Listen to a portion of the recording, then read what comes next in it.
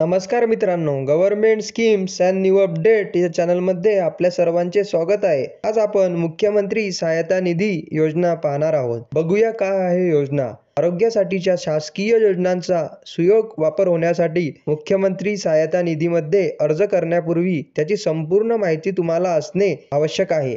आज आपल्या व्हिडिओमध्ये जाणून घेणार आहोत. चला तर मित्रांनो, सुरू करूया आजच्या आपल्या व्हिडिओला.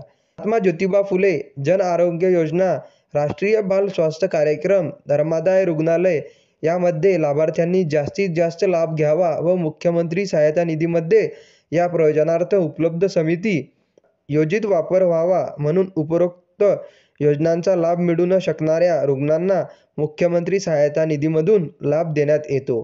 ज्योतिबा फुले जन आरोग्य योजना यांच्याकडील समितीच्या शिफारशीनुसार व त्यांनी अर्थसहाय्याची शिफारस केल्यास त्या रकमेच्या 50% इतकी रक्कम प्रदान करण्यात येते. मुख्यमंत्री सहायता निधी कोणत्या आजारांसाठी आहे? हृदयरोग, मेंदुरोग, नवजात बालके, मूत्रपिंड, यकृत, कर्करोग, अपघात, डायलिसिस, हृदयरोग, CVA तसेच बोन मॅरो ट्रान्सप्लांट या 11 गंभीर आजारांसाठी उपरोक्त तीनही योजनांचा लाभ मिळू न शकणाऱ्या आणि राज्यातील या योजनेत नोंदणीकृत रुग्णालयात उपचार घेणाऱ्या पात्र रुग्णांसाठी मुख्यमंत्री सहायता निधीमधून वैद्यकीय समितीमार्फत तपासून दिले जाते.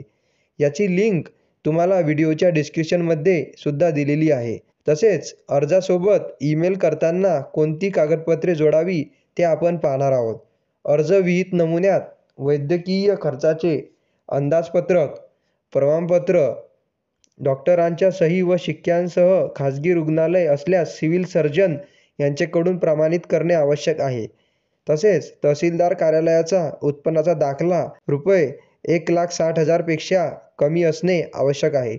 रुग्णाचे आधार कार्ड हे महाराष्ट्र राज्याचे असणे आवश्यक आहे. रुग्णाचे रेशन कार्ड, संबंधित आजाराचे रिपोर्ट असणे आवश्यक आहे. रुग्णालयाची नोंद मुख्यमंत्री सहायता निधी कार्यालयाच्या संगणक प्रणालीवर असण्याची खात्री करावी. अपघात असल्यास FIR किंवा MLC असणे आवश्यक आहे. अर्थसहाय्याची मागणी ईमेलद्वारे केल्यास अर्जासह सर्व कागदपत्रे PDF स्वरूपात वाचनीय पाठवून त्यांच्या मूळ प्रती मुख्यमंत्री सहायता निधीकडे टपालाद्वारे तात्काळ पाठविण्यात यावेत. या पद्धतीने तुम्ही मुख्यमंत्री सहायता निधी योजनेचा लाभ घेऊ शकता आणि अशाच नवीन अपडेटसाठी आमच्या चॅनलला सबस्क्राईब करा. धन्यवाद.